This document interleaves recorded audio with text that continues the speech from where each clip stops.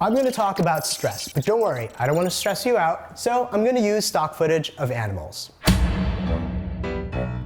When it comes to stress, here's what you have to know. It's our body's way of reacting to a challenge or demand. It causes muscle tension, dizziness, and of course, anger. Anger which we take out on others, including friends and family. When we get stressed out, We experience cravings for foods that are high in fat and high in sugar.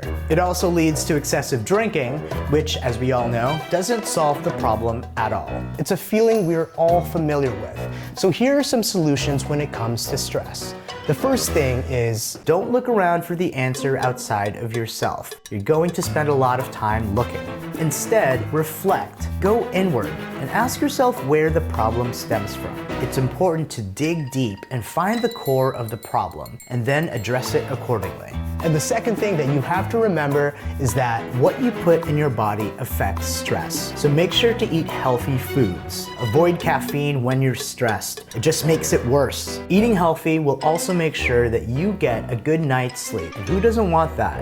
And the third and final tip that I have for you when it comes to stress is this. Practice self-care. Remember, mind, body, and spirit.